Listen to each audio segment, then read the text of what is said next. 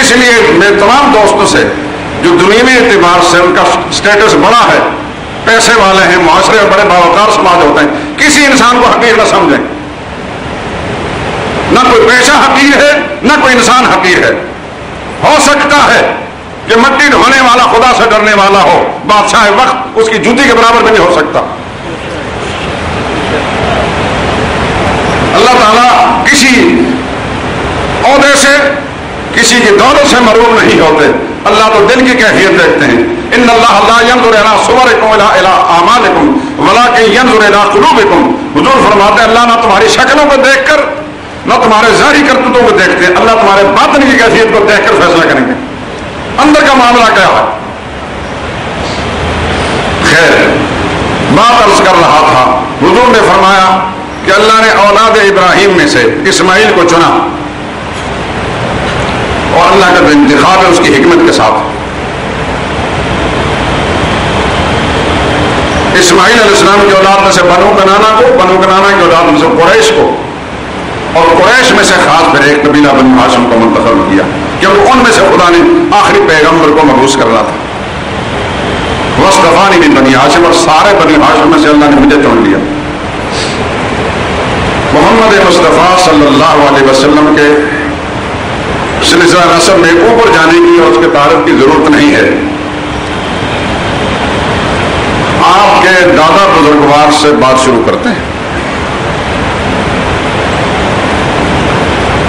عبد المطلب، ان کا یہ نام نہیں تھا، یہ لقب تھا. نام ان کا عامر تھا، اور شیبہ بھی ان کا لقب تھا. عامر اصل نام تھا، شیبہ بھی کہلاتے تھے، اور عبد المطلب مشہور ہوا. شیبہ اس لیے کہلاتے تھے، شیب عربی زبان میں گھوڑے کو بھی کہتے ہیں، اور شیب کا دوسرا معنی یہ ہے کہ ان کی چندیا پر کچھ چند سفید بال تھے، جبل لطن، پیدائشی طور پر. اس کی وجہ سے ان کو شیبہ کہلایا جانے لگا. بڑے سخی تھے اپنے باپ کی طرح. تھوڑا سا بھارت پچھلی دفعہ میں نے ہاشم کا حضور صلی اللہ علیہ وسلم پردادا کرایا تھا. اپنے والد طرح یہ بڑے سخی تھے. مطعم طیر السما، آسمانی پرندوں کو بھی کھانا کھلاتے تھے، یعنی ان کے لیے بھی جو ان کے بساط میں تھا خوراک کا انتظام کرتے تھے. بڑے فیاض، بڑے دریا دل. سردار قریش تو تھے ہی، جیسے حضور کی حدیث آپ نے سنا ہے کہ اس خاندان میں اللہ نے بنو ہاشم کو چنا ہے، تو بنو ہاشم کا ہر فرد پھر اپنے یکے بعد دیگر سردار بنتا گیا، اور کوئی اور کی ہمسری نہ کر سکا. عبد المطلب، ان کی 6 بیویاں تھیں. اور یہ یاد رکھیں کہ اسلام سے پہلے لاتعداد شادیاں لوگ کرتے تھے، اس کی گنجائشیں تھی. یہ اسلام سے پہلے کی بات ہے. 6 بیویاں تھیں اور 6 بیٹیاں تھیں. 5 بیٹیاں ایک بیوی سے اور ایک بیٹی دوسری بیوی سے. اور بیٹوں کے بارے میں مورخین نے مختلف تعداد بیان کی. کسی نے 15 لکھا ہے، کسی نے 12 لکھا ہے، کسی نے 10 لکھا ہے. تحقیقی بات یہ ہے کہ 10 بیٹے تھے، کیونکہ ایک بیٹے کے 2 نام آتے تھے. بعض نے ان دونوں ناموں کا ذکر کر کے تعداد بڑھا دی. ہم 10 بیٹوں کا ذکر نہیں کریں گے، صرف 7 کا ذکر کریں گے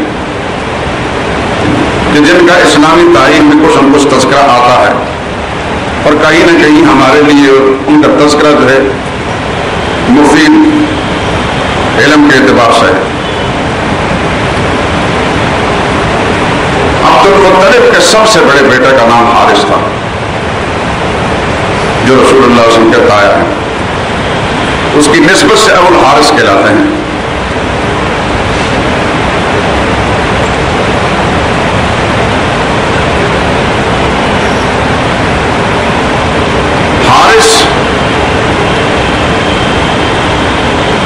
عبد المطلب کے سب سے بڑے بیٹے تھے، رسول اللہ صلی اللہ علیہ وسلم کے تایا تھے. ان کے 4 بیٹے مسلمان ہوئے.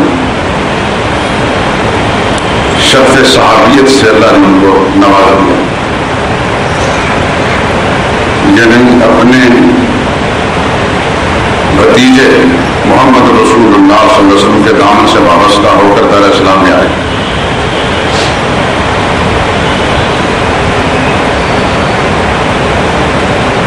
ایک بیٹے کا نام تھا نوفل بن حارث. یہ بدر کے معرکے میں تو کفار کے ساتھی بن کر آئے، یعنی جب تک بدر کا معرکہ واقع ہوا اس وقت تک یہ غیر مسلم تھے. رسول اللہ صلی اللہ علیہ وسلم کے تایا کے بیٹے، کیا نام تھا تایا کا؟ حارث، نوفل بن حارث. یہ بدر کے معرکے تک تو غیر مسلم تھے. پھر غزوہ احزاب یا فتح مکہ کے موقع پر اللہ نے ان کو اسلام کی دولت سے نوازا، اور پھر انہوں نے غزوہ حنین کے موقع پر 3000 تیر محمد مصطفیٰ صلی اللہ علیہ وسلم کی خدمت پیش کی اسلام کی حمایت میں. رسول اللہ صلی اللہ علیہ وسلم کے تایازاد تھے نوفل بن حارث. غزوہ بدر کے موقع پر رسول اللہ کے دشمنوں کے ساتھ مل کر آئے، اور حنین کے موقع پر رسول اللہ صلی اللہ علیہ وسلم کے جانصاروں کے ساتھ شامل ہوئے، اور حضور کی حمایت کے لیے، اسلام کی حمایت کے لیے 3000 تیر بھی پیش کیے تھے. حضور کی سیرت طیبہ کا تذکرہ اکثر آپ کتابوں کے اندر پڑھتے ہیں، مگر یہ نام اور یہ سارے حالات نہیں ذکر کیے جاتے. میں چاہتا ہوں کہ تھوڑا سا خاندانی تعارف بھی